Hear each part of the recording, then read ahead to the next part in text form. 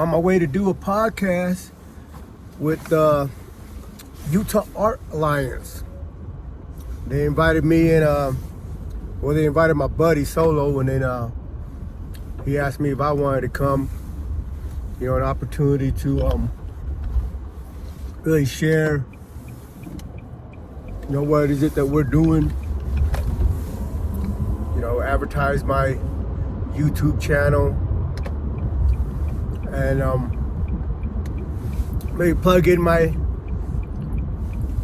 shop and let people know we got a grand opening on the 9th, March 9th. Yeah, it's been pretty cool. It's been a hell of an experience for sure.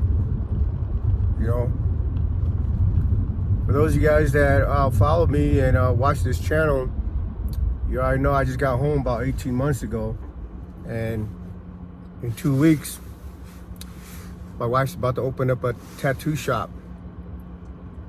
And I'm just like the spokesman, you know what I mean?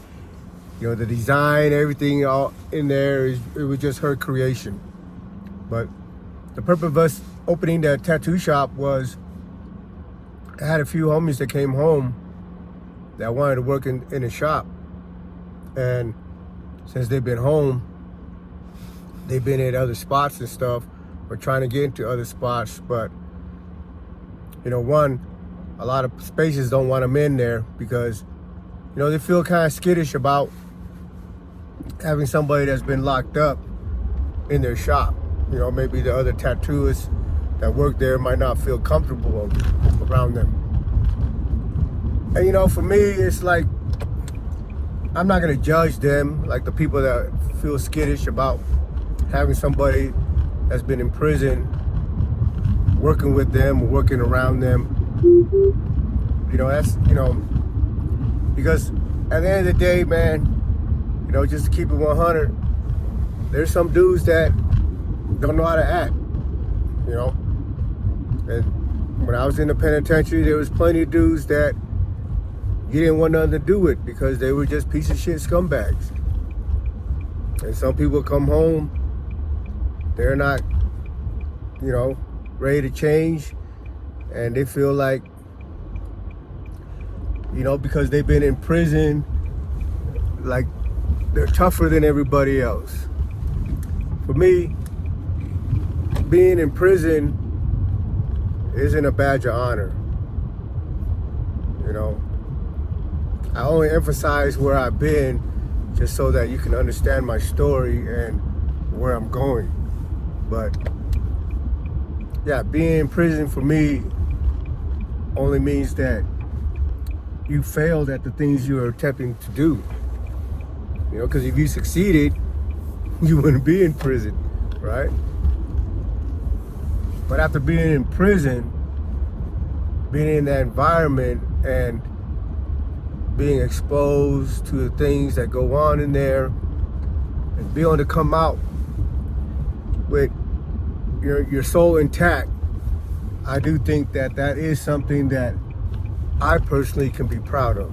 You know, and I am proud of that. I'm proud that I survived the federal USP, and I survived it in a way where I didn't have to compromise my integrity, where I didn't have to join a gang for protection, where I didn't allow someone to violate me. Because like there's a lot of people that go in there and they come back out screwed up, man, because of the things that happened to them while they were in there. So the purpose of us opening up this shop is to help the dudes that really want to make a change.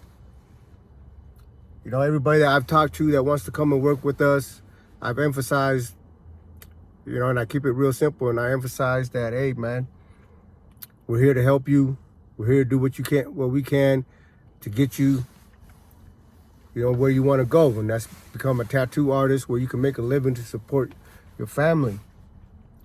But you have to be serious about it, because we're not going to put in the work for you.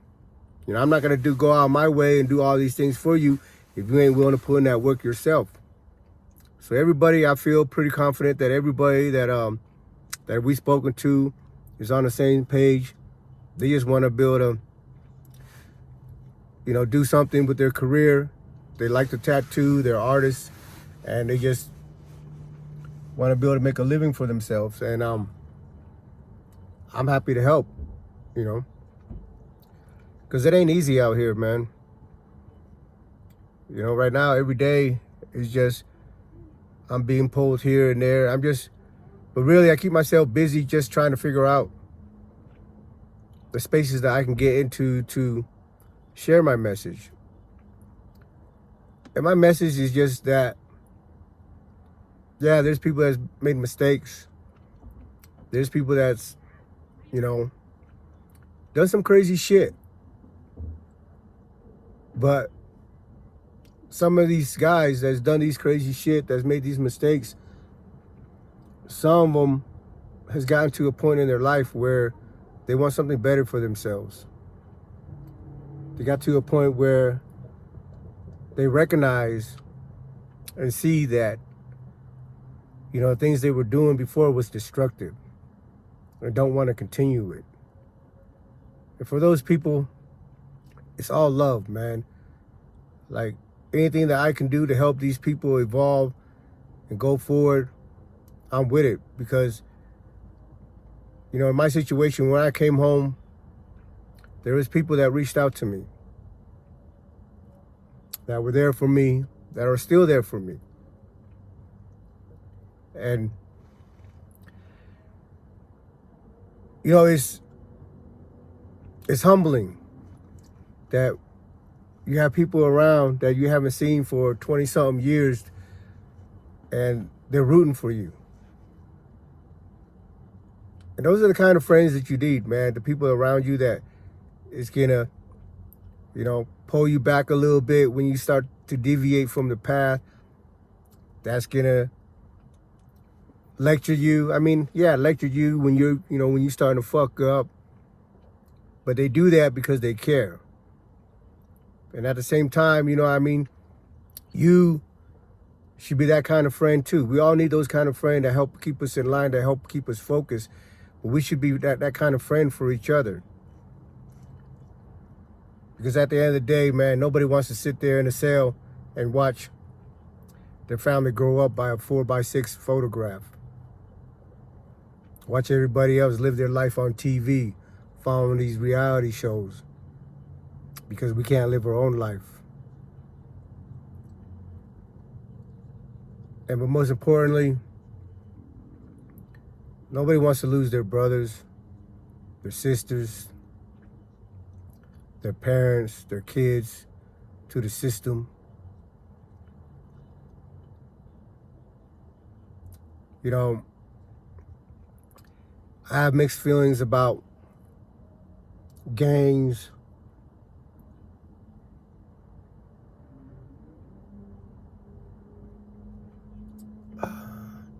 and organizations and stuff. I respect these men that stay true to the game and do what they do, but that's, at the same time, is that these guys that have these ability to lead, that are able to cultivate a following, I just wish that they could come to a point in their life where they can see that it's destructive, that they're causing their people to be incarcerated, causing these kids to get killed in the streets. And at the end of the day, none of us win, man. But there's a difference between kids growing up out here and formulating a gang as opposed to organized crime that's coming across the border. These guys across the border, they got product they got to push out here into the States. So what they do out here is they come here and find established gangs already and use them to push their product, use them to poison their community. And at the end of the day, when the feds come and kick in the door, it's the dudes that's on this side of the border that get caught up. the people that's back in China, the people that's back in Mexico, or all the other country, they're safe, you know? And we are collateral damage. They don't give a damn about who we are, what we are. If we die, if we lose our freedom, and all the rest. And, you know, like being out here, able to have access to different news outlet and stuff, I'm starting to believe like some of these gangs aren't organic, meaning that it's not just kids out there formulating a gang to protect themselves from a neighborhood bully or anything. I really believe some of these powerful organizations are funded by somebody in the government. Maybe not our government, but maybe it is our government. That these are, you know, the soldiers on this other side of the law for these politicians, for these corrupt governments, and so on. Because, you know, you can't grow and, you know, thousands of pounds and kilos of certain products without the government knowing that you're doing it, right? I mean, just think about that. You know, our country, we say there's a war on drugs. So in the 80s and the 90s, they started cracking down because of the crack epidemic. But in our climate, we can't grow no coca leaves, no coca plants. And ain't nobody in the hood know how to manufacture that shit, how to process that shit and turn it into powder. Not only that, there's certain chemicals that you have to buy to be able to process these things. And there's a law on American citizens that they can't buy a certain amount of these type of chemicals. When I go into a grocery store and buy some cold pills that has Sudafed in it, has ephedrine in it, I have to give them my ID. But yet, these same companies, the same government that restrict me, American citizen, from buying more than one pack of cold pills, allow gallons and gallons of it to be shipped to across the border. There's only one thing that you're doing with these ingredients. You're manufacturing meth or you're processing them coca plants. And then if you look deep enough into these corporations, these companies, these pharmaceutical companies that are selling tons and tons and pounds of all these chemicals across the border to other people in other countries, knowing full well that there's only one thing that these people are doing with it. You see that a lot of politicians, a lot of these rich folks out here have stock in those companies. But as you know, with the government, they like to have their cake and eat it too, man. They like to say, oh, we're fighting the drugs, but they really the one that's pushing that shit.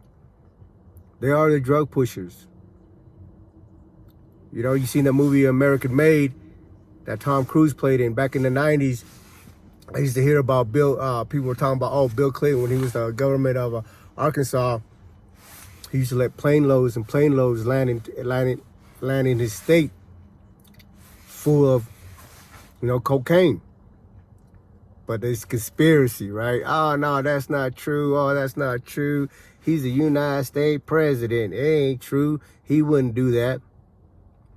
Well, 30 freaking years later, they made a movie about it, and he did do that. But is he shunned from the politics? Is he shunned from being in, you know, around these other elites?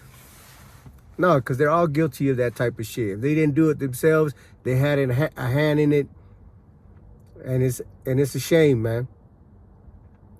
You know, like I don't even understand. Like if you're a person of integrity, you're a person of moral standards, how you can even be a Clinton fan? Oh, he does so much for the black community. He's a piece of shit. You know, He's got all sorts of freaking sexual cases that that he wouldn't allow him to be able to survive in the places that I've been.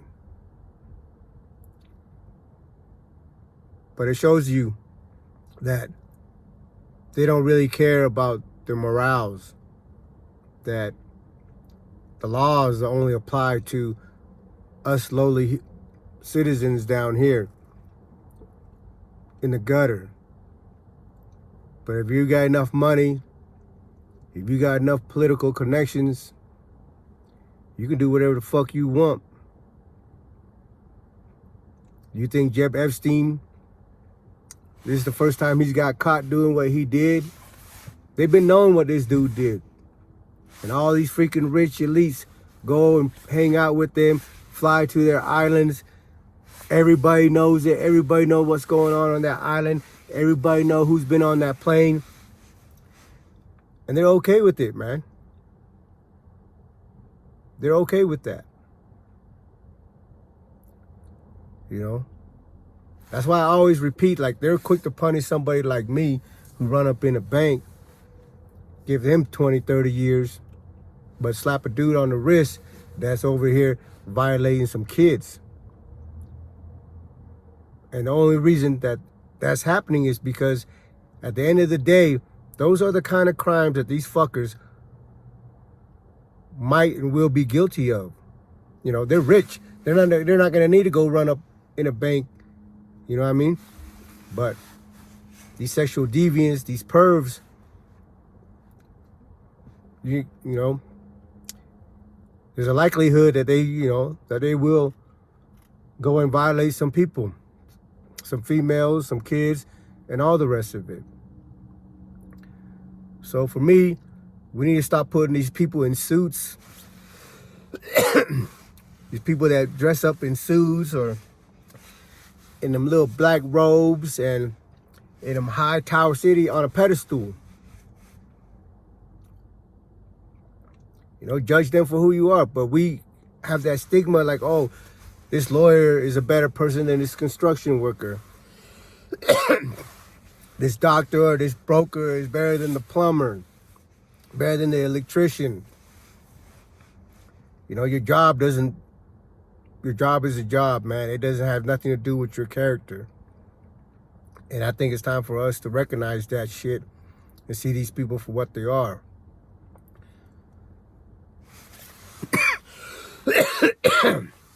Well, it's about time for me to go in here and do this podcast, and hopefully I can plug my channel and everything else that I'm doing out here, man. Peace. Love you guys.